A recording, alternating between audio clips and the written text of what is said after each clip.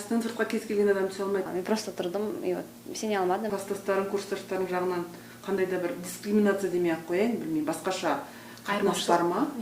Менің ойымша Қазақстанға ол көбірек байқалынады Америкаға қарағанда. Біз чисто мектеп үшін Алматыдан Астанаға көштік. Государственный мектептер, олардың мұғалімдері шетелге түсу процесті жақсы білмейді. Әрине, ақшаң жоқ болса, грантқа түсе алмасаң, онда ондай болашаққа деген жаңағы мүмкіндік азаяды. Орамалмен келдім және маған организаторлардың бірі айтты, орамалды шешу керек, себебі қазір министр кіреді. Суретке түскен кезде тағы да маған келді, орамалды шешші, суретте орамалда болмайды. Амира, сонда сен қай уақытта ұйықтадың, қай уақытта қыздармен киноға бардың, айтшы. Сол 4 жылда мектептегі. Мен ешкімге айтпадым, мамаға айтпадым, что қай уақытта шығатынын. Себебі мен білдім, что мамамен хатты ашсам, менде көбірек стресс болады сияқты. Мен өте ұзақ уақыт бойынша сенбедім. Сосын мама где-то 2-3 сағаттай жылған сияқты. Тағы да алып қосарың бар ма осыған? Айтылмай қалған. Өздеріне сеніңдер.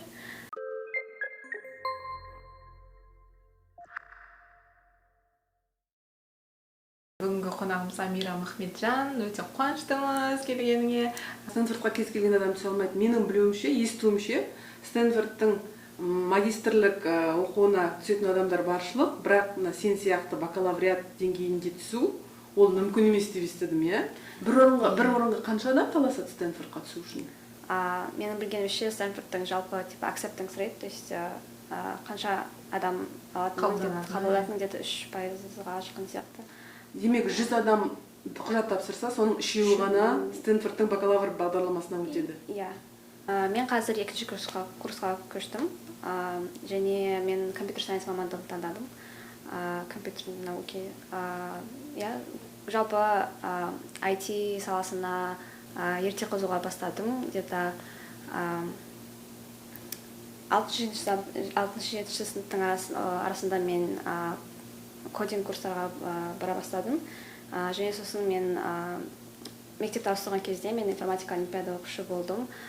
И содан бастап примерно маған программирование ұнататын деген түсіндім. И универге кірген кезде программирование қатысты салаларды қарастырдым. Data science сияқты компьютер сайенс салаларды қарастырдым. Әртүрлі класс алып, биыл компьютер сайенс саласын таңдадым. Және соған қарай қазір жұмыс жасап отырмын. Бізде міне отырған адам алдыңызда компьютер сайенс тәжірибе бар, иә. Есіңде ме, компьютер саласына қызығушылық, таңдау деген кішкентай кезінде, жаңа 6-7 сыныпта айтып отырсың. Сол кезде қалай пайда болды, не қызықтырды? Менің ойымша мектепте жалпы точный науки салаларды қатты жақсы көрдім. Математика ұнады, физика ұнады. И менің ата-анам соны байқаған кезде олар маған айтты, что вот IT деген сферасы бар, ол қазір қатты дамытып жатыр.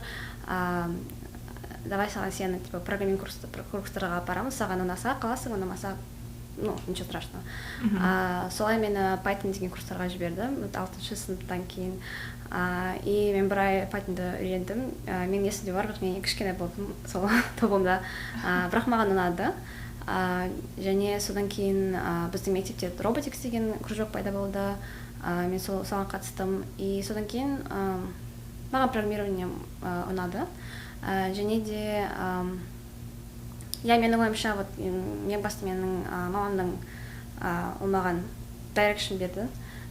Соған байланысты мен жұмыс істедім, бірақ сосын маған мен сұрады, ұнайды ма, ұнамайды ма. Және мен ұнатқаннан соң мен әрі қарай жалғастырдым. Өткен хабарымызда Арай екеуміз сөйлескен кезде Арай как раз осы компьютерлік ғылымға қалай келгенін, қалай оқыған және қалай кеткенін айтты да. Сол кезде сен де мысалы Амира сияқты басында құлшынып келдің ғой. Құлшыныс болды, әрине, ондай кезде қызық қой, компьютерден бастап, ол кезде компьютердің ішінде бәрі бар сияқты. Ол сол барлықты қалай істеуге болады, неше түрлі ойындар бар, неше түрлі бағдарламалар бар, оның бәрі бір жерде бір адамдар істеп отыр ғой. Соның өзін қалай істейді деген арт жағын ойлаған кезде өте керемет бір жұмбақ жатқан секілді. Қызық сала. Қыздар аз ғой бірақ та бұл салада. Жігіттер жағынан, ер балалар жағынан, класстастарың, курстастарың жағынан қандай да бір дискриминация демей-ақ қояйын, білмеймін, басқаша қатынас бар ма? қыздарға деген? Иә, әрине бар. Менің ойымша Қазақстанға ол көбірек байқалынады Америкаға қарағанда. Солай ма? Мен Қазақстанда 7 сыныптан бастап мен Нұрордаға көшкен кезде мектепке мен информатика олимпиадаларға қатысуға бастадым және 5 жыл айналыстым олимпиадалармен. Солардың арасында 4 жыл бойы мен жалғыз қыз болдым олимпиада тобымызда. Қалғанда бәрі жігіттер болды. Олимпиадаларға областной, республиканский деңгейлерде қатысқан кезде мен әрқашан жалғыз қыз болдым. Және мысалы бізде жиі болатын еді камп деген, то есть біз бүкіл Қазақстаннан балалар жиналатын еді және әртүрлі олимпиадаға байланысты тақырыптарды үйрететін едік. Сол кезде де мен жиі жалғыз қыз болдым, немесе 2-3 қыз болған сияқты кездер болды. Менің ойымша ол түсінуге болатын бір жағдай, бірақ өте печальный бір жағдай, потому что маған өзіме сол үшін бір деңгейге қиын болды.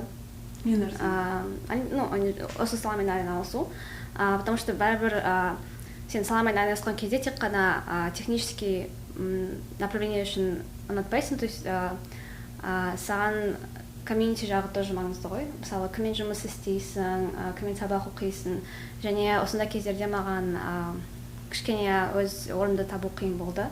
Себебі бәрібір балаларға бір-бірімен сөйлеу оңайырақ болды, чем менің сөйлеуім. Сенде проблема болды ма? Мен мектеп кезінен емес, мектепті бітірген кезде таңдау болды ғой мамандық. Сол кезде университеттің алдында тұрмын. Мен оқуға тапсыратын кезде ол жаңа ашылған университеттің бірі болды, трендте болды, барлық бағдарламашылар деген өте күшті мамандық деп бәрі сөйтіп айғайлап жүрген кезде мен университеттің алдында тұрмын. Сосын қандай бағдарламаны қай филиалын таңдаймын деп тұрған кезде сыныптастарым, достарымыз айтады, вычислительная техника и программное обеспечение деген бар оқу мамандық. Соны негізі қыздар таңдамайды. Ол жерге қыздар бармайды, ол жерге миы жетпейді, ана-мына деп айтқан кезде мен ішімде бір от оянып, челлендж болды. Сол себепті соған тапсырғым келіп, содан солай басталды. Оқу кезінде 20-25 студенттердің арасында 5 қыз барынша максимум. Америкада олай емес, да? Сен жаңа айтып кеттің, Америкада жеңілдірек деп. Менің ойымша ондай емес. Себебі әр университетте негізі квота бар, то есть қыздар мен ұлдарға квота, и олар 50-50% алуға тырысады. Және қазір мен, допустим, компьютер сайенс класстарға барған кезде мен байқалынады, что қыздар негізі бірдей санасы бар. Және менің ойымша, и жалпы Америкада көбірек women in STEM деген opportunities'тер бар. Допустим, менің университетте бірнеше студенческий клубтар бар, где специально қыздар үшін, которые компьютер сайенспен айналысатын қыздар үшін. Және, допустим, практикаға тапсырған кезде тоже қыздарға бөлек деген квоталар болады. Жетістік үшін емес, бірақ жалпы комьюнити пайда болғаны үшін керек. Потому что naturally өте қиын, чтобы ұлдардың арасында қыздардың комьюнити пайда болу үшін. Сол үшін басында оны әден даму керек, сосын постепенно түрге жасайды.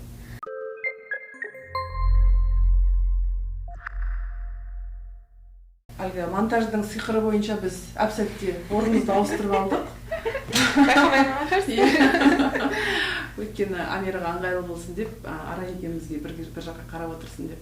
Сұхбаттарды оқыған кезде анаңның жауабында оқыдық. Ол кісі айтады, бала дамыған кезде ең бастысы баланың қаншалықты қай салаға қабілеті бар, соны қолдаудың маңыздылығы туралы айтады. Ата-анаң сені қолдап, оқуыңды қолдап, Алматыдан Астанаға кейінде көшіп, сөйтіп сен оқуыңды Нұрорда мектебінде жалғастырдың, иә?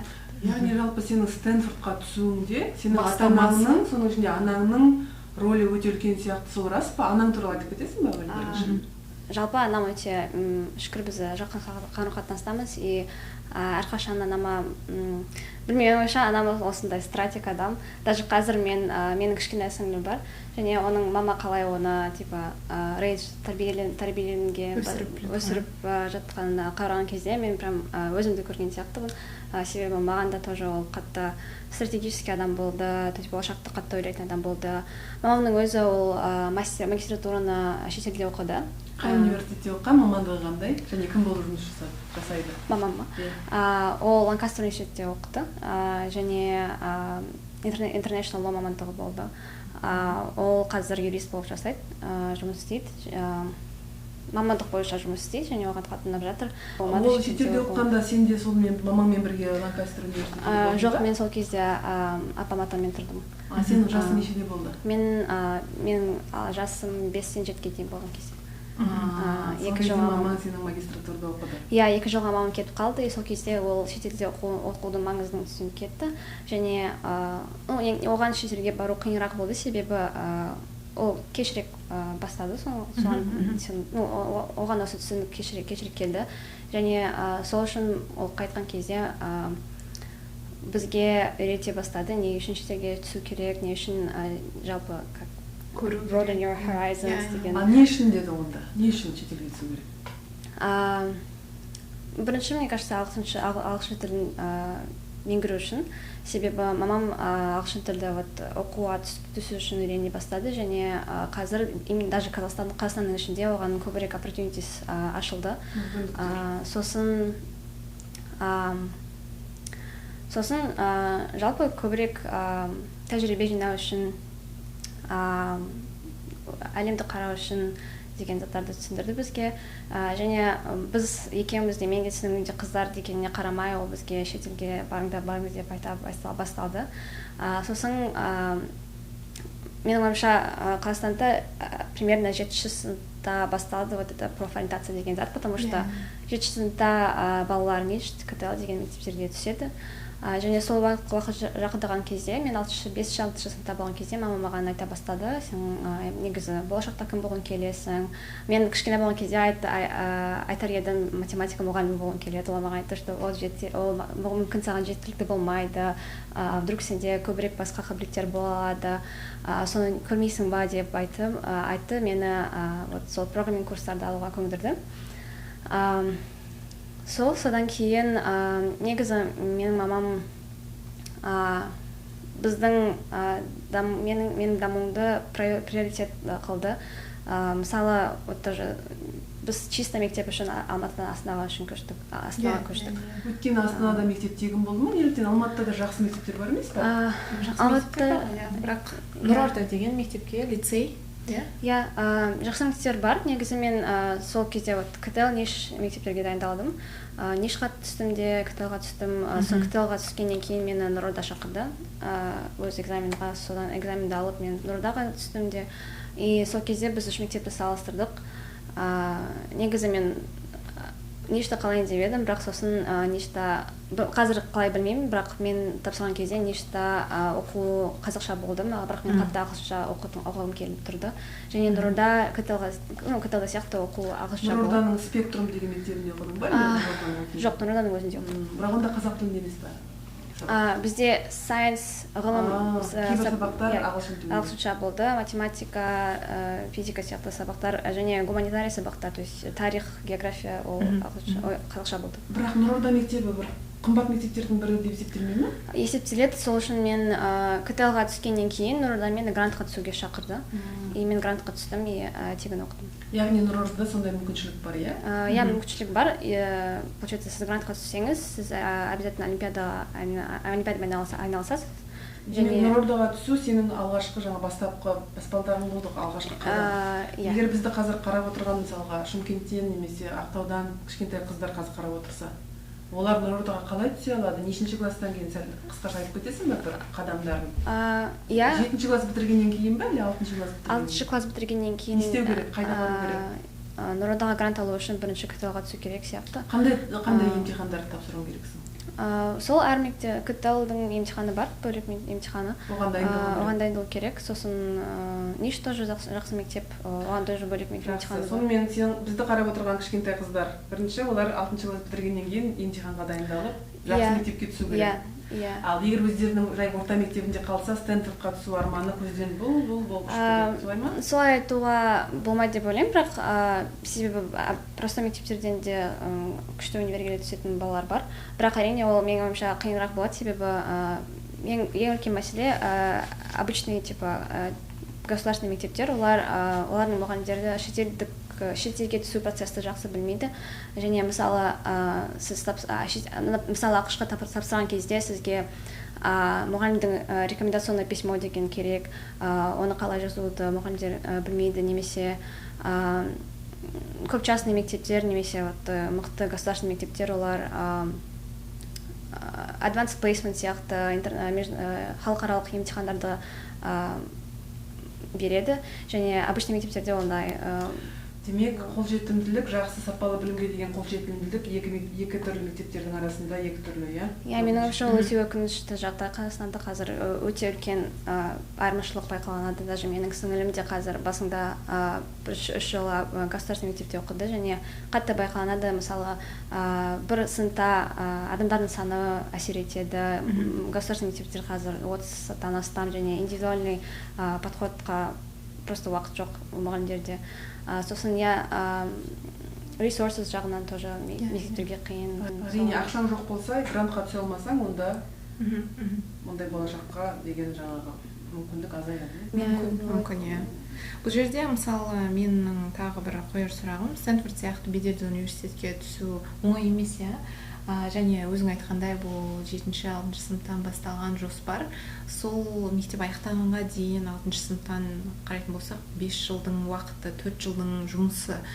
Сол жоспар басында солай қойылып, содан ата-анаңның қолдауымен бірге соның бәрін сол жолмен жүріп келдің. Стратегиялық түрде жоспарладыңдар. Нұрордаға түстің, енді не істеймін деген жол болды, сен 11-ші классқа шейін.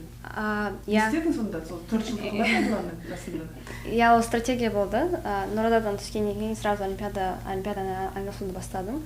Яғни олимпиадасыз тағы да жол тарылады, иә, Стэнфордқа баруға? Таралады деп айта алмаймын, потому что көп шетелге мықты университетке түсетін адамдар олимпиадасы түсе алады. Бірақ мен үшін ол өте маңызды қадам болды, себебі мен күшті жетістіктерге жеттім. Шүкір олимпиаданың жолымен. Қандай олимпиадаларға қатыстың? Менің ең мықты олимпиадаларым ол European Girls Olympiad in Informatics болды. Ол ең бірінші қыздарға үшін халықаралық олимпиада болды. Сол жерде мен Қазақстан бірінші рет қатысқан кезде мен бронза қола медаль жеңдім. Вот мен үшін ол үлкен жетістік болды, себебі ол ең үлкен халықаралық олимпиадам болды. Және мен өте қуанышты болдым, что Қазақстанға жетістік әкеле алғаныма. Нұрордаға түсуге талпыну керек. Бірінші, олимпиадаға қатысуға тырысу керек, және жеңуге тырысу керек. Екінші, тағы не? Не айтайын ба? Ағылшын тілінің маңыздылығы. Ағылшын тілі үйрену қашан басталды? Өзің айтып өткенде анаң магистратура дәрежесін алып шетелде оқып келді. Содан бастап, сол сәттен бастап 5-7 жасыңнан бастап саған ағылшын тілін үйрете бастадың ма? Бастауыш сыныптарда мен ағылшын тілінде оқыдым. Как раз мама магистратура басталған кезде мен 5-6 жаста болдым. Как раз мектепті бастайын деп жатырмын. И сол кезде ағылшынша сабақтарға қатыстым. Бірақ сосын сол мектептерде математика жақсы болмаған үшін маған шығу керек еді.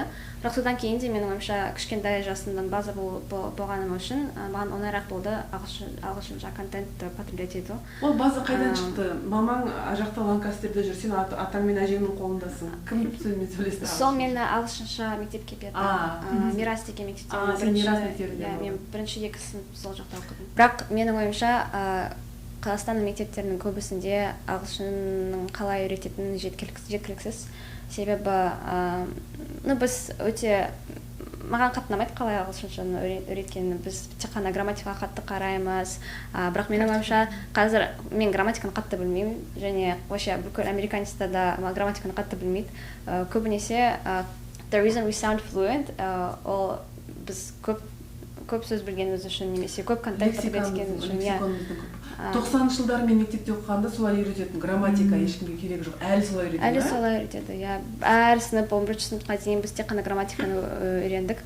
Бірақ менің есімде бар, тек қана 11-ші сыныпта менде бір мұғалім болды, который бізді именно жазуды үйретті. Сол маған менің ойымша пайдасы көбірек болған Сен сияқты. ағылшын тілін қайда үйрендің айтпақшы? Мен ағылшын тілін айтқым келгені, мен жай ғана мектептерде, орта мектептерде оқыдым. Есіме түсірсем, бірінші сыныптан бастап ағылшын негізі үйренгенбіз. Жақсы мұғалім тап болған болды ғой саған? Енді айтып кетейін, бірінші сыныптан бастап 7-ші сыныпқа дейін әріп үйренген шығармыз ағылшын. Жылда ағылшын тілінен мұғаліміміз келеді, әріпті үйретеді, тағы бір-екі ереже, сөйтіп 7-ші сыныпқа дейін солай созылып келді. Кейін ата-анамның да қолдауының арқасында неше түрлі қосымша сабақтарға барып, сөйтіп ақырын үйрене бастады. Қосымша сабақ арқылы үйрендің сен? Мектептен емес. Өйткені қыздар, мен айтайын, 2001 жылы мектеп бітірдім. Сен мен ол жылы тудың ба, туған тумаған. Планда да болған жоқсың. Сол кезде, мысалға бізде мен ағылшыншам тек өте бір амандасу, қоштасу, кім кезекші, тақтаға кім шығады деген сияқты бір стандартный ғана болды да. Мен ағылшыншаны кейін 30 жастан кейін үйрендім. Мен әдейі тоже ақша төлеп, преподавательге барып, репетиторға барып солай үйрендім. Менің ойымша маған ең көп көмектескен зат ол просто сабақтан сырт басқа маған просто өзіме шынымен қызық контентті ағылшынша алу. Мысалы маған там бір кітап ұнап кетті. Мен оны орысша емес ағылшынша Гарри Поттерді сен ағылшынша оқыдың? Гарри Поттерді ағылшынша оқыдым.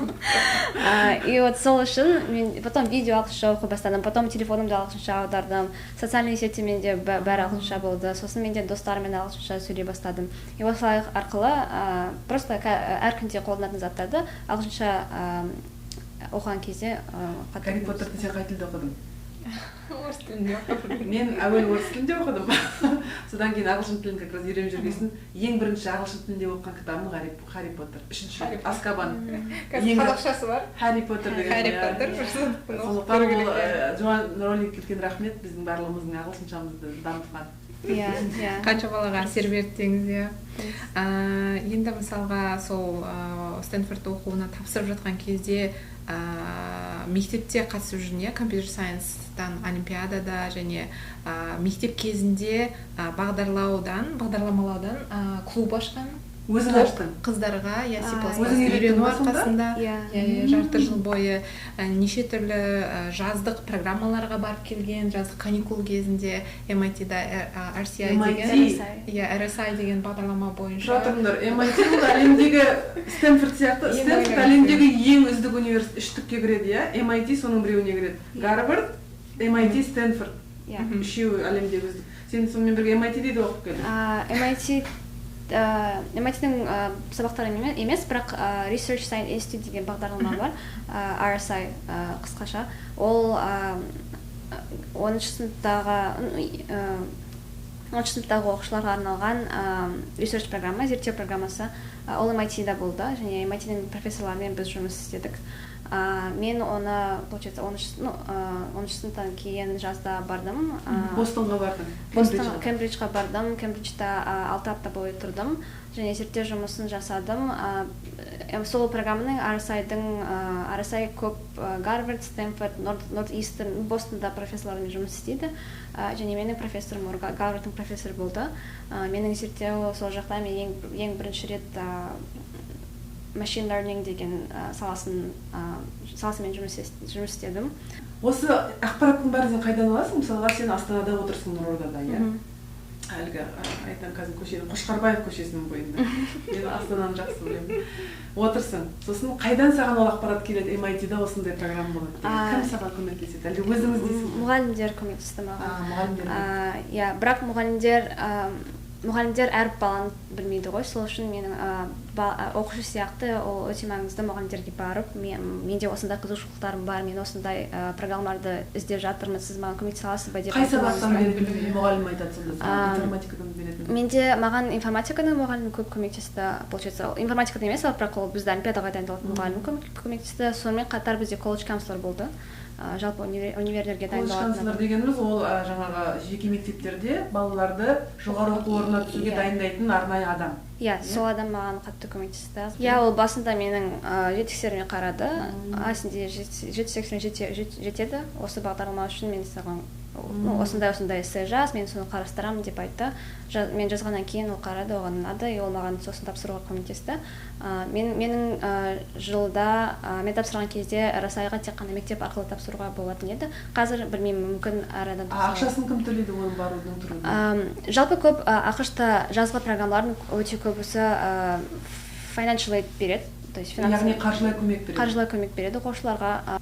Иә, мен сол RSI бізде мен толығымен бәрін төледі. Мен билет, тұру, барлығын академик tuition fee. Сол кезде 2022 жыл болды, получается, ковидтың біраз уақыт өткен кезде. И сол кезде мен ковид вакцина туралы интернетте қандай посттар бар, соны анализ жасадым. Себебі көп мизинформация болды ғой. Сол кезде, мысалы, вакцина сіздің денсаулығыңыз. Мизинформацияға қатысты болды сенің зерттеуің. Иә, мен қандай нәтижеге келдің? Сонымен ковид кезінде жалған ақпарат қалай тарады? Ол біздің өмірімізге қалай әсер етті? Жоқ, мен осылай менің проектім ол мен machine learning модульді құрастыруға тырыстым. Сол модульдің мақсаты мизинформация және дұрыс мәліметті бір-бірінен ажырастыру болды. Айырмашылығын табу, иә. Және мен сол кезде екі нәтижеге келдім. Получается, қай сөздер қолдана жатқанды әсер етеді, себебі там адам білмеймін, conspiracy деген сөз айтса, it's very likely ол жалған мәлімет. Конспирация деген сөз қолданса, демек ол жалған ақпарат болуы мүмкін. Иә, және сонымен қатар мен sentiment analysis деген зат жасадым. Ол sentiment analysis ол бір текст алады, және сол тексттің қаншама позитив немесе негатив сентиментті сан қандай сөздер арқылы пайдаланасың? Мысалға, қуаныш немесе жылау деген сияқты түрлі негативті как раз сөздерге байланысты. Жалпы солай, бірақ мен дайын модульді қолдандым. NLTK аталады, Natural Language Processing Toolkit, Python'да библиотека болды. Соны қолданып, sentiment анализді жасадым, и сол санды өз machine learning модульға қостым. И содан кейін positive sentiment ол көбірек дұрыс информация деген білдіреді. Негатив ол жалған ақпаратқа. Олар айтыңдаршы, мысалға дәл осыны қазақ тілінде жасауға бола ма? Қазақ тілде материалды қолдана отырып, әлде тек қана қазір ағылшын тілінде ғана мүмкіндік бар ма? Қазіргі таңда қазақ тілінде machine learning моделін құрудың бір қиындығы қазақ тілінің құрамы жалпы цифрлық түрде жоқта. Түсіндіріп айтыңдаршы. Мысалға, ағылшын тілінде бұл жұмыс ағылшын тілінде өтті. Ағылшын тілінде жаңа ML деген ол machine learning ғой.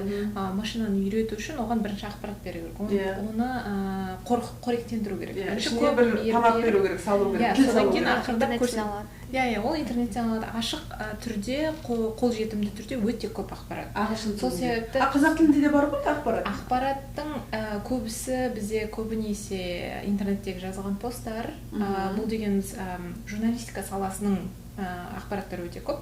Цифрлық түрде неше түрлі біз жаңалықтық порталдарды оқи аламыз ол жердегі. Ол дегеніміз бір стильге алып келеді. Бір ғана саласына ғана. Ал адамдардың посттары аздау да бізде. Адамның пост шын түрде кәдімгі өстіп отырып әңгіме айтуымыздың ақпараты жазылған түрде қоректендіруге беретін жоқ. Сол себепті және қазақ тілі мен ағылшын тілі бір тең емес. Ағылшын тілінің структурасы мүлдем бөлек. Ол дегеніміз басқа тілдік дәрежеге жасалады. Ол ағылшын тіліне пайдалы қылып жасалғанда қазақ сияқты тілдерді сыртта қалдыра ма сонда? Қазақ тілі тіпті жаңа Google Translate деген қолданасыз, ол жерде толыққанды сізге аударып бере алмайды ғой, себебі ол қазақ тілімен таныс емес. Оны түзетуге бола ма? Барынша ақпарат беруге тырысу керек. Қазақ тілі low resource language саналған. Low resource language-те қазақша қалай аударамыз? Ресурсы аз, көлемі аз тіл. Қолжетімді. Өйткені біз бар жоғы 20 миллионбыз, оның ішінде оның жартымыз еще қазақша сөйлемейміз, дұрыс қой. 10 миллион адам қолданса, ол өте аз болып есептеледі, сол үшін ғана да? Санда ғана, иә? Біз қолымыздан ештеңе келмейді қазір түзетуге, ештеңе істемейді. Барынша әрине үйретуге, өзің отырып тапқан ақпараттың бәрін цифрлық түрге аударып, оны қоректендіруге әрине болады. Бірақ ол үшін бұл тілдің моделін құрастыру керек бірінші.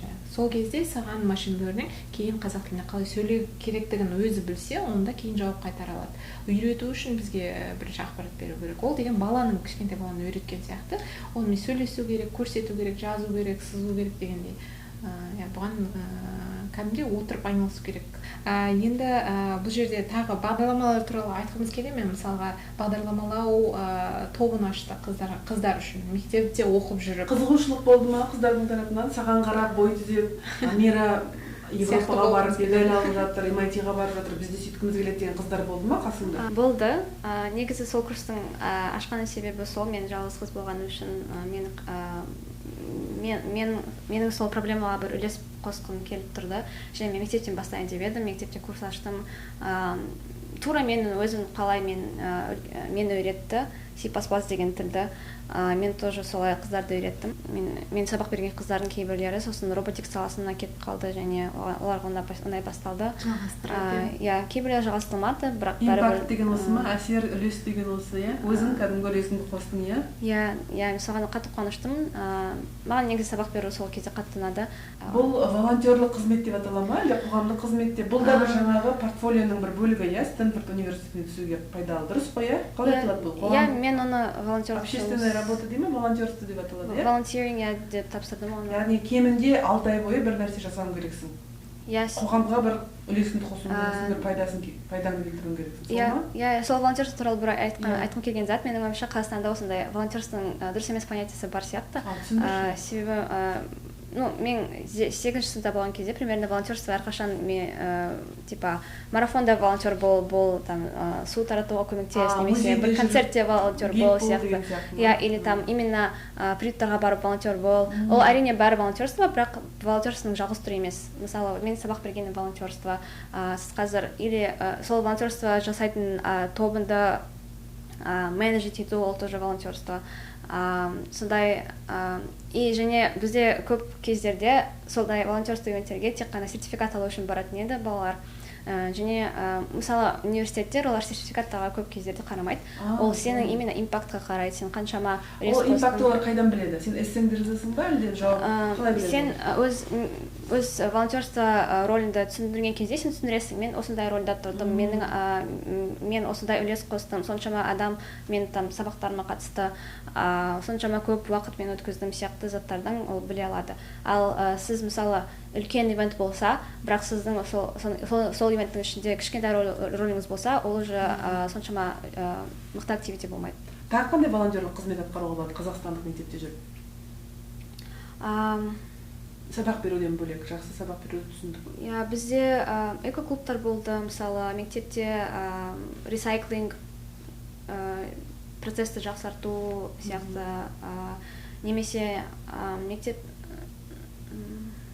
түсіндім. Нешінші сыныптан басталу керек осы волонтерлік қызметті? Нақты уақыт жоқ, бірақ жалпы ақшқа тапсырған кезде сіз соңғы 4 жылды қалай өткізгеніңізді сипаттайсыз, және сол соңғы 4 жылдың ішінде өте белсенді болуға тырысу керек. Бұл жерде жаңа волонтерлік жұмыс туралы айта кететін болсақ, барынша пайдасы тигенде сондай жұмыс болу керек шығар. Менің айтқым келгені, что бір рет волонтерствоға бардыңыз, ол мысалы өте күшті ивент болды, бірақ сіз бір рет бардыңыз, сіздің где-то 5 сағат кетті сол кезде. Бірақ сондай волонтерствомен айналыссаңыз, ол мысалы long term зат болу керек, немесе ол short term зат болса, ол сіздің үлесіңіз сонда үлкен болу керек. Сыртқы ішкі мотивацияның айырмашылығы да көріп тұрған секілдімін, себебі сыртқы мотивация дегеніміз мен осы сертификатты алсам кейін бір жерде көрсете аламын деген сияқты, ішкі мотивация шын көңілмен көмектескісі кеп, ол кезде қаншалықты созылатыны, созылмайтыны соншалықты маңызды емес, себебі шын жүректен келген еңбек ол кейін кәдімгі гүл болып шығатын секілді. Яғни сенде сондай көмектессем деген шын ниет болды, қыздарға. иә Қыздар аз өткеннен осы салада деп та. иә менің өз білімді таратқым келді иә бөлісіп тарату деген өте керемет. Сосын айтады ғой, бір нәрсе үйренгің келсе біреуге үйретуге тырыс деп. Сол кезде ең жоғарғы дәрежеде жаңағы өзің айтқандай оқып жатқан қыздың дәрежесіне қарап мен қалай түсіндіре аламын деп уже ойластыра бастайсың. Сосын оған өзің түсініп тұрған қиын бір теореманы оған жай тілде түсіндірудің өзі бір қасиет. Ол деген көп адамдардың қолынан келе бермейтін, мұғалімдердің өте жақсы бір қасиеттері шығар деп ойлаймын. Ал енді мектепті және мектептен тыс сабақтарда оқуға түсудегі маңызды құжаттардың дайындығы туралы айтып өтсең. Қандай құжаттар маңызды, иә? Университетке тапсырған кезде. Экзаменді сынайсыз ба? Экзаменді айтып кетсек болады, бірақ енді толыққанда ашпай, мысалы IELTS деген сол ағылшын тілінің дәрежесін көрсететін экзамен, иә? Иә, сол экзаменді тапсырасыз. ақш-тың көбісінде ағылшын тілінде көрсететін IELTS немесе TOEFL болады, сосын SAT болады. SAT керек па? Мен керек емес деп естігем. SAT қазір ковидтан кейін көп университетте optional болады, бірақ кейбір университеттер қайтадан. Сен тапсырдың, иә, SAT? Мен тапсырдым, optional болса да мен тапсырдым. Менің ойымша әсіресе Қазақстан, сіз финансовый помощь сұраған кезде сіздің бәрібір тапсыруды түсудің шансы азаяды. Сол үшін сөзің аузыңда қаржылай көмекке тапсырсаң, сені университеттің қабылдау шансы азаяды деп айтып кеттің. Өйткені олар ақша төлегісі келмейді саған, солай ма? Көп жағдайларда, бар университеттерге шын мәлімет емес, мысалы Гарвард сияқты университеттер, олар қаржылық жағдайға вообще қарамайды қабылдаған кезде. Бірақ Стэнфорд қарады, мысалы, және негізі әр университеттің сайтта жазылады, біз международный студенттерге қаржылық жағдайына қараймыз или қарамаймыз деп жазылады. Сосын сен ойладым, жақсы, Стэнфорд қарайды, мен қаржылық көмекке тапсырып жатырмын, демек мен басқа жағынан күшейту керек деді. SAT optional болса да, бәрібір тапсырдым. Стратегия тағы да. Иә, сосын экзамендерден еще мен advanced placement экзамен тапсырдым, бірақ ол обязательно optionalда обязательно емес, жай менде сол экзамен. Advanced placement түсіндіріңдерші осы, мен сияқты қарапайым қазақтың балаларына. Advanced placement ол американецтер өздері алатын сабақтар, Америкада үйретілетін, мектептерде үйретілетін сабақтар. Қандай сабақтар? Қазақстанда үйретілмей ме? Жоқ, кәдімгі пәндер, биология, калкулус сияқты пәндер, бірақ просто Американың стандартымен берілген. И олар сол мәлімет, қандай ақпаратты үйрететін, ол свободный доступта тұр. College Board деген сайтында или Khan Academy деген сайтында. Қандай бұл сайтта? College Board? College Board ол организация, осы advanced placement экзамендерді беретін организация. Ал Khan Academy ол тегін бір веб-сайт, который осы advanced placement экзамендерға дайындалатын. Яғни Қазақстанда отырып, advanced placement тауып, сосын соны онлайн алып, дайындалып, соны тапсырса, ол тағы бір үлкен плюс, солай ма? Экзаменға онлайн дайындалуға болады, бірақ экзаменді офлайн алу керек. Бізде ондай орталықтар бар ма? Және менің білгенімше мектеп арқылы тапсыру керек. Сіздің мектепте мүмкіндік болса тапсыру үшін тапсыруға болады. Менің мектепте бірінші жыл 2022 жыл, кажется, бірінші жыл болды. Қазір мектептер көбейіп жатыр, advanced placement беретін. Және оның маңыздылығы ол сіз admission officerға, admission officer сізді қабылдайтын адам. Мен американецтермен бірге, бір деңгейде оқи аладым деген сөз. Себебі, бізде, допустим, табельде 5 тұрса, олар үшін 5 не екенін білмейді, себебі біздің қандай материалды беретін, қалай оны үйрететінін білмейді, қандай assignment, домашка бізде бар, соны білмейді. Бірақ сіз advanced placement алсаңыз, олар уже біледі, потому что бір стандартмен салыстыра алады басқа оқушылармен. Бірақ әрине ол accessibility жағынан да экзамен ең accessible экзамен емес. Сол үшін неге қаржы? Жоқ, просто әр мектеп оны бере алмайды. Даже, допустим, даже ниш оны бермейтін сияқты. Бірақ Нұрорда береді.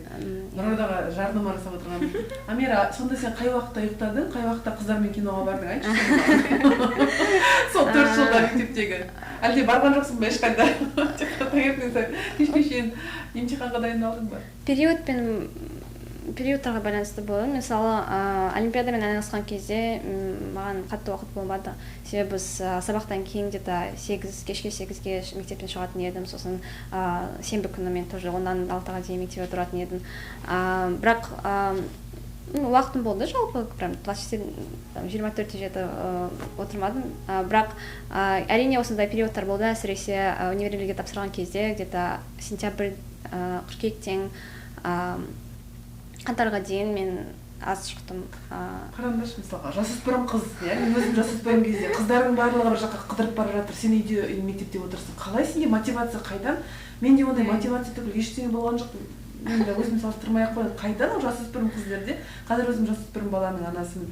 Олар жаңағы социализация дейді ғой, әлеуметтік қоғамдық жерлерге барып, өздерінің достарымен сөйлескенге ұмтылып тұрады. Ол сен сол кезде неге ол кітапқа ұмтылдың, интернет ғылымға ұмтылдың, басқа балалардың қасында? Қайдан шықты бұл мотивация? Менің ойымша екі фактор болды. Вот мамам, отбасым және окружение.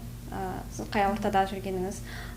Ну, мамам, потому что маған айтты әрқашан, онымен әр күн сөйлесті, маңыздылығын түсіндім. Маған бір нәрсе ұнамаса, ол мені қолдады, типа, давай басқа затқа қарайық деп. Менде ешқандай қысым болмады бір нәрсе жасау үшін. Бірақ орта жағынан өте үлкен көмек болды, себебі мен өзіммен бірдей мақсаттары бар қыздармен сөйлесуге тырыстым. Сыныптастардың арасында, басқа мектептердің арасында, мысалы олимпиадаға барып, сол олимпиадаларда қатысатын қыздар, солармен сөйлестім. Және олардың бәрібір сен оқыған кезде, сен достарыңды оқығанын білгенде оқуға оңайырақ болады. Бірге библиотекаға барасыз, немесе және орта маған қатты әсер етті деп ойлаймын.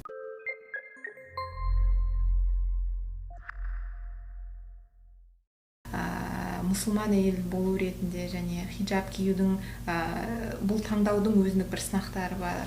Сол сынақтар туралы айта кетсең, әсіресе Стэнфордта оқып жүрген кездегі басқа да мұсылман әйелдердің бірге оқу уақытында қалай өтіп жатыр, өзіңді қалай сезесің, Америка штатында қалай сезесің, соны айтып өтсең. Менің ойымша, менің хиджаб таққанның сынақтары көбісі Қазақстанда болған сияқты. Себебі бізде бәрібір қоғам оны шетелден келген бір зат болып санайды, және сол үшін қоғам жағынан бір қысым болды, және бізде кейбір заңдар бар хиджабты тағуды шектейтін, және сол жағынан... Мектепте киюге болмайды деген бе болды, иә? Сен қай жасыңнан бастап орамал тақтың? Мен 9-шы сыныптан бастап тақтым. Мектеп жағынан ешқандай қысым болған жоқ па? Қысым деп айтпайын, бірақ бір дискуссияларымыз болды, себебі сондай заң болды.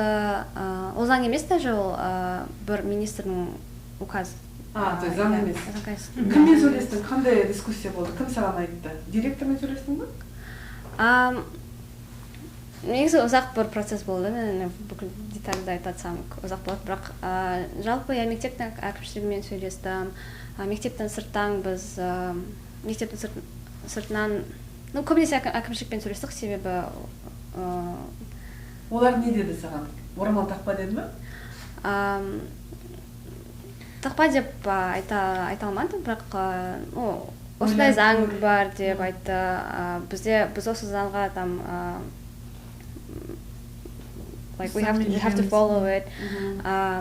И ұзақ әңгіме болды. Құдайға шүкір, мен соңында кие алдым хиджабты мектепте. Өзің шешіміңді ұстап тұра алдың, иә? Өзіңді өзің қорғай алдың? Иә, шүкір қорғай алдым. Маған сол кезде қатты қиын болды, себебі өзімді дұрыс емес болып сезіндім, себебі бәрібір сондай как вайп болды.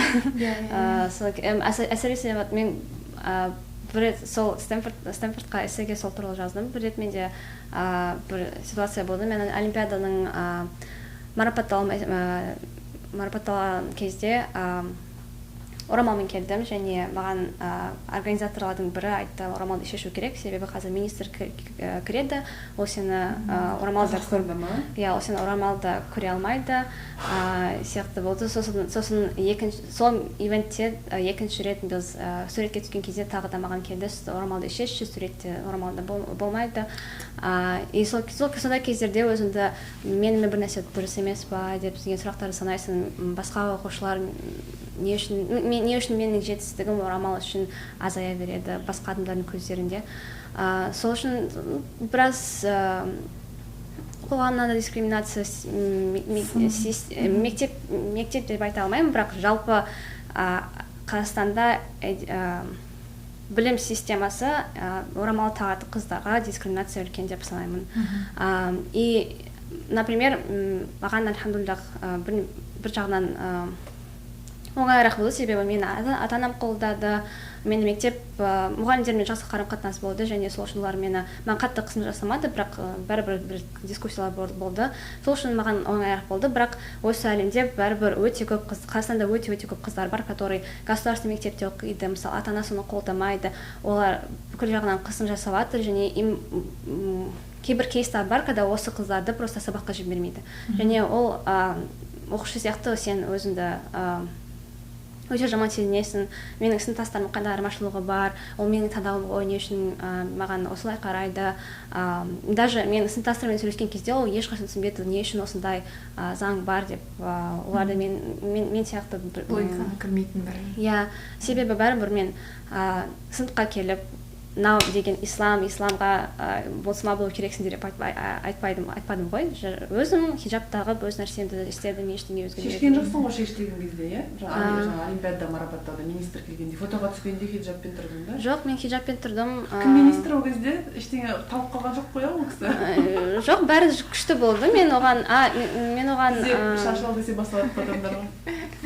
Мен суретке түстім еще мен сол кезде бізге сұрақ Q&A session болған кезде мен как раз содан сұрадым, не үшін маған организатор солай айтқаннан соң менде қатты қаным қайналды. Мен сол кезде министрден сұрадым, не үшін осында вообще заң бар, не үшін сіз оны алып тастамайсыз сияқты. Честно, менде сол кезде өте стрессовый момент болды, сол үшін менің есімде даже жоқ, ол не айтқанымды. Қай министр? Аймағамбетов па бұл кезде? Сол кезде ол болды, иә. Ол кісінің айтқан есімде жоқ па?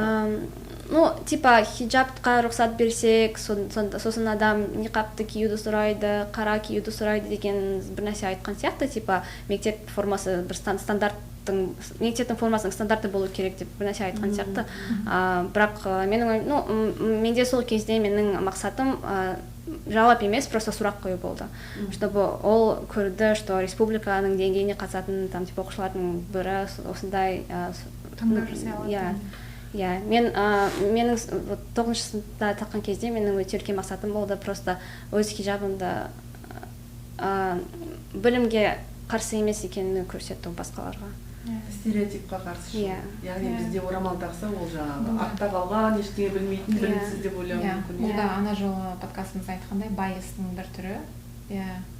Тек қана бір ассоциация жасау, осындай киінген адамдар осындай қабілеті болады, осындай қасиеттері ғана болады, басқаша киінген адамдар ол тек қана сондай болады деген сияқты сыртына қарап ішкі дүниесін бәрін ақтарып өздері ой құрып алуы. Жаңа эссен айтып кеттің, Стэнфордқа тапсырғанда эссенге осыны жаздым деп. Қандай вывод дейді ғой орысша айтқанда, қандай қорытынды шығардың осы оқиғадан эссеннің соңында? Эссеннің соңында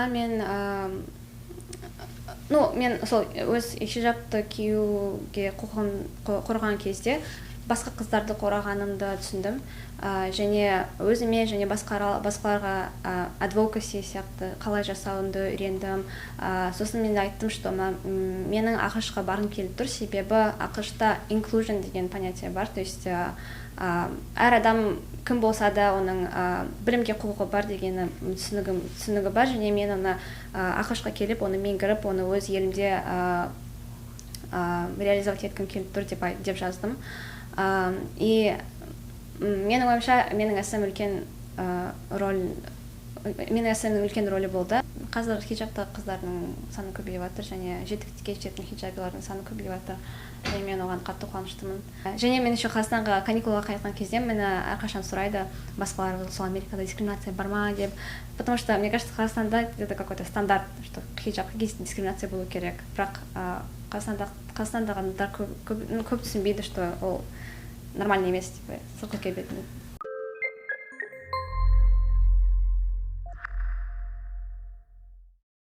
Жаңағы Стэнфордқа түсуді біз аттап өтіп кеттік. Сонымен қысқаша айтып өтші, қалай тапсырдың, қанша жоғары оқу орнына тапсырдың мектеп бітірерде, қалай естіген кезде қандай реакция болды, хат келді ма, не болды, соны айтып берші. иә, мен Америкаға тапсырған кезде early deadline бар және regular deadline бар. Early deadlineға тапсырсаңыз сіздің шанстарыңыз көбейтеді.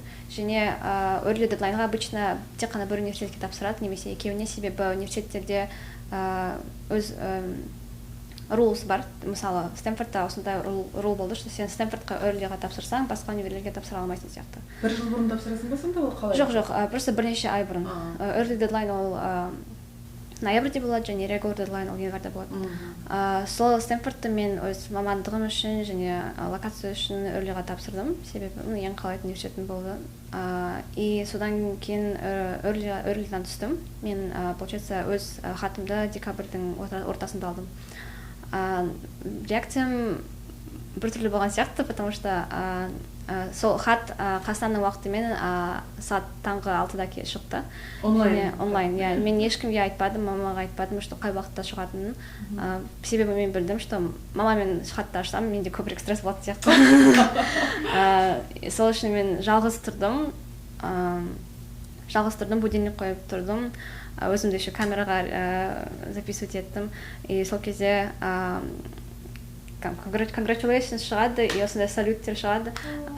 И мен просто дедім, и где-то 5 минут бойы просто нені отырдым, оқыдым хаттың бәрін, сосын сразу қаржылық көмекті қарадым, чтобы... Қалай екен, қаржылық көмек берді ме саған? Шүкір, берді, бізге керек екенін берді. Tuition'ның бәрін жапты, және хаусинг министрдің көбісін жапты. Иә, шүкір. Және содан кейін где-то бір сағаттан кейін мамам тұрды, и оған көрсеттім. Ой, мамаң жылаған жоқ па? Мамам жылады. Бүкіл күн жылады көздеді. Мен жылағым көріп кетті ғой, тіпті 4 жыл, 5 жыл бойы бір ғана мақсатқа жұмыстаған кезде қандай қиын, иә? Иә, әрине. Мен өте ұзақ уақыт бойынша сенбедім. Сосын мама где-то 2-3 сағатта жылған сияқты. Мен дұға жасаған кезде именно Стэнфордты сұрамадым. Жалпы мен үшін қайырлы жерді сұрадым, мен үшін күшті жамағат, күшті білім алатын жерді сұрадым. И мен сенімді болдым, что мен өз қабілетім бойынша бәрін жасадым, және түссем бе, түспесем бе, ол Құдайдың қолында. Сол үшін ашқан кезде more or less calm болдым, спокойный болдым. Сонымен былтыр тамыз айында или қашан келдің? Мен 2020 жылы қыркүйек айында. Қыркүйек айында келдің? Иә. Әсерің қандай болды? Өзің елестеткендей Стэнфорд болды ма, әлде жоғарырақ болды ма, әлде төменірек болды ма? Жоғарырақ болған сияқты. Ондай болады деп күткен жоқсың, иә? Иә, білмеймін, атмосферасы өте осындай welcoming болды. Мен қатты қорықтым, что балалар бір-бірімен competition жасайды, бір-біріне көмектеспейді. Бірақ мен ойымша Калифорния ма, Калифорния атмосферасы сияқты бәрі осындай chill жүреді, бір-біріне көмектеседі. Сосын кампустың өзі өте әдемі болды. Мен особенно main quad бар ғой Стэнфордта, где церковь тұратын жер. Я сол жаққа келген кезде ғана мен Стэнфордта екенін түсінген сияқтымын. Мен просто тұрдым, и вот сене алмадым, и вот сосын мен түскеннен кейін где-то мен, получается, декабрьде түстім, и қыркүйекте ғана келдім, и где-то 10 жыл болды. 10 ай. Ой, sorry, 10 ай. 10 ай болды, мен и сол 10 айдың ішінде көп зерттеу жасадым, универ туралы, қандай клубтар бар, қандай жерлер бар, мен бара алатын. И сол жерлерге прям специально барып жүрдім, что вот мысалы там мұсылман студенттерге арналған бір намазхана бар, сол жерге бардым, сол жерге барғанда қатты қуандым, что вот мен соншама уақыт бойы оны инстаграмда қарап, қазір физикалы осындамын.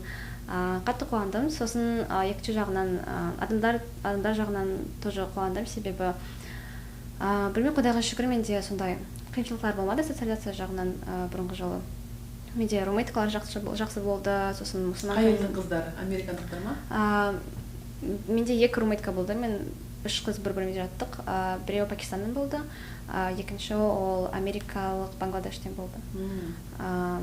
Вот, сосын муслим комьюнитиға сразу мен кірдім, ивенттерге қатысып, сол адамдар жақсы болды. Профессорлар өте ашық адамдар болды, мен, допустим, сұрақ қоя алатын, свободно чувствовала себя. сол. Сабақ қиын ба? Менің Таңертең ойымша кешке шейін қанша уақыт сабаққа жұмсайсың мысалға күнде? көп уақыт Тағы да сол мектепте бармаған киноң әлі барылмай жатыр мұнда да. негізі менде вот сол 10 ай бойы түскеннен кейін мен киноға баратын сияқты. Жақсы қыдырдың да? Сол кезде қыдырып алдың жақсы. Иә, сол бір жылдың ішінде қатты қыдырдым, көп қыдырдым. Бір міндетті сабақтар бар ма? Алу керек деген әлде жоқ па? Бар. Типа Қазақстанда естіңде болса философия, Қазақстан тарихы деген сияқты болады ғой бір. Барлығы бірінші курстар алатын. Сол сияқты бар ма? Стэнфордта бар, бірақ Қазақстанда сияқты емес. Мысалы, бізде осылай система ways деп аталады. И ways деген типа ways of thinking, ways of doing, короче, біртүрлі название. Бірақ жалпы ол осылай жұмыс істейді, типа 8 сала бар. Там ethical reasoning, formal expression, там осылай аталады. Иә, және сол саланың ішінде міндетті түрде бір немесе 2 класс алу керексің. Мысалы, маған мен компьютер сайенс оқысам да, маған бір ethical reasoning класс алу керек. Ол ethical reasoning, ол там философия сияқты класстар. Я алу керек, бірақ бәрібір кішкене выбор бар. Себебі сол саланың ішінде Стэнфордта өте көп класстар бар, және өз қызығушылықтарға байланысты класты табу мүмкін деп ойлаймын. Бірақ сіздің сұрағыңызға қайтсам, я ол қиын зат, ол көп тасктарды бір-бірімен тайм-менеджмент жасау менің ойымша ең қиын зат болды. Себебі сендерде класстың басқа клубтар бар, достарың бар, бір там болашаққа тапсыратын ресерчтар бар, бәрібір сен универге түсіп аппликейшндарың бітпейді, наоборот көбейе береді. И солардың бәріне уақыт табу маған қиын болды, қазір де қиын болып жатыр. Енді сабақтарға байланысты мүмкін енді ашылып жатқан шығар, себебі екінші курсты енді ғана бастадың. Бірақ компьютер саласынан қазір қай бағытын қарастырып көріп жатсың? Ішінде себебі компьютер саласы да өте үлкен, өте кең ғой. Қай жағына баруға тырысып жатырсың дегендей. Иә, дұрыс. Қазір мен осы сұраққа жауапты іздеп жатырмын. Иә, себебі мен so far компьютер сайенстың әртүрлі салаларды кішкене өзімді like I tried myself in these fields. Мысалы, мен олимпиадалармен айналысқан кезде мен теорияны қатты зерттедім. Маған қатты ұнамаған сияқты. Сосын мен robotics жасадым, тоже сосын machine learning зерттедім. Солардың салалардың бәрін көріп, әлі нақты білмеймін, қайсысы маған ең көп ұнаған. Осы жазда стажировка өттің-ау деймін, Data Science деп жазылып тұр LinkedIn парақшаңда. Сол жерде қандай да бір қызықты зерттеу жасадың ба? Иә, сол жерде де мен соған Data Science-ті қарайыншы деп бардым. Мен ресерчқа аплай жасадым, мен алда, и бізде біз survey data-ны анализ жасадық, то есть сауалнама мәліметті, получается, сауалнаманың түрі ол ата-аналар, пищевой аллергиясы бар балалардың ата-аналары, солар үшін сауалнама болды. Қалай сендерде баланың аллергиясы қалай пайда болды, сіз оны қалай емдедіңіз, қандай қаржылық қиыншылықтар бар сияқты сұрақтар болды. Біздің ата-аналар оған текстпен жауап берді. И біздің задачасы сол тексттен маңызды мәліметті шығару болды. Себебі бізде 600-дай ата-ана болды. Олардың бәрі әртүрлі жауап береді. И солардан standardized data шығару керек болды бізге. И сол бір data science-ның бір түрі, natural language processing аталады. Жаңағы ұқсайтып қайтып қазақ тіліне мүмкіндігің жоқ деген сияқты. Сонымен компьютер сайенс деген мамандық, яғни IT мамандығы, иә, Стэнфордтағы ең үздік, Стэнфорд осы бағытта сабақ беретін ең үздік университеттердің бірі ғой, дұрыс па? Жақсы, ең үздік мамандар сендерге сабақ береді. Қазір барлығы айтып жатыр, жасанды интеллект біздің жұмысымызды алады, болашақта IT керек мамандар керек болмайды деп. Сен оған не деп жауап берер едің? Я маған айтады кейбір кездерде, типа ертең вот сайтты бір кімге сайт керек болса, сен емес, типа AI-ды сұрайды деп. Бір жағынан оны түсінемін, бірақ басқа жағынан менің ойымша мен компьютер сайенс алып жатқаным себебі, ол бір себептердің бірі, ол менің ойымша ол өте broad field, то есть кең, то есть өте көп ситуацияларға сені дайындалады. Мысалы, ертең веб-сайт болмаса да, бірақ сол веб-сайтты құру үшін сенің скиллстарды бәрібір пайдалы болады деп сенімдімін. Жаңа екеуміз осыған дейін сөйлесіп отырдық, сол кездегі екеуміздің ойға тұжырымға келгеніміз, ол көптеген жұмыстар жабылуы мүмкін, бірақ бұл өзгерістен кейін көптеген позициялар ашылады. Сондықтан бұл дегеніміз бізді жауып тастайды деген мағына емес, бұл деген өзгерістер болады деген жай ғана бір тұжырым. Жақсы, сізді қарап отырған қыз болсын, бала болсын, оқушылар қазір сен сияқты Стэнфорд сияқты университетке түсуді армандайтын адамдар, олардың мамалары, папалары қазір бізді көріп отырса, қазір біз барынша қамтуға тырыстық, не нәрсеге назар аудару керек, қандай қадамдарға жасау керек, тағы да алып қосарың бар ма осыған? Айтылмай қалған. Өздеріне сеніңдер.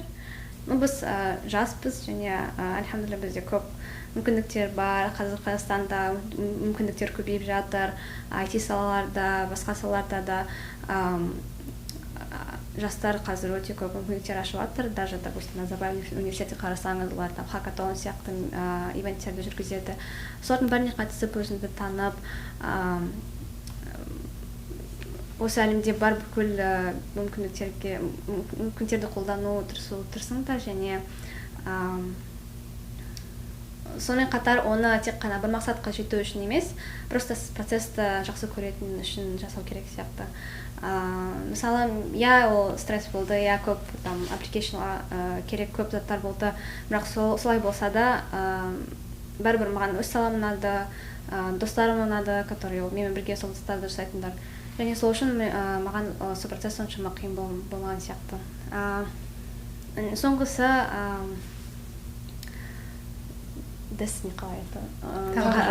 Тағдырге, қадірге сену керек деп ойлаймын.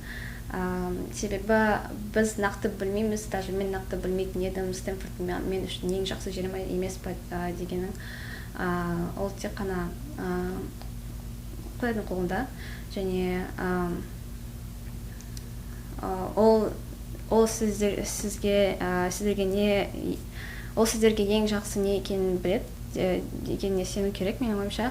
Және сол сенім басқа бүкіл distractions'тарды алып тастайтын сияқты. Вот.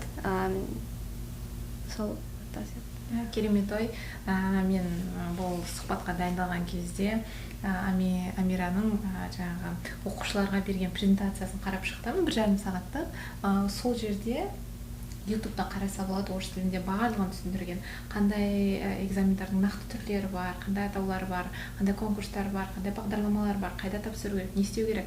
Өзінің бірнеше жазған жаңағы эссе ретінде барлығын мысал ретінде келтірген өте жақсы. Соның астында ең қорытынды ретінде жазған бір сөзі бар. Соның ішінде айтқаны, қазір өзіңнің айтқың келіп отырғаны, what is destined for you will never leave you деген секілді. Бұйырған кетпейді. Бұйырған кетпейді. Сол себепті саған бұйырғаны сенің орасан зор еңбегіңнің арқасында соған жетуің өте керемет, бәріне шын жүректен бәріне мотивация беретін секілді жігерлендіреді, расымен де. Және саған қарап сен сияқты жастарды көрудің өзі бір іште бір эйфория беретін секілді. Өте күшті керемет жол бұл деген. Біздің жағымыздан бұл тек қана бір сенің еңбегіңді сыйлау, сенің жолыңды көріп бір қуану, сен тек қана қолдаймыз әрқашанда. Бұл жақта бәрі дұрыс болады деген ойдамын. Себебі ниетің түзу болғаннан кейін де қолыңнан келген нәрсені сүйіп жақсы көріп істеуің, ізденісте болуың өте керемет, өте жарқын жол секілді. Сен сияқты қыздар көбейе берсін. Үлкен рахмет бүгін біздің Цукербергтің көршілер подкастына келгеніңе. Айтпақшы айтуды ұмытып кеттік. Біздің подкаст тек қана YouTube'дан емес, сонымен бірге Spotify, Apple Podcast, Google Play сияқты барлық жерден аудио түрінде тыңдай аласыздар, ыңғайлы жерде. Сондықтан лайк, коммент, подписка. Рахмет.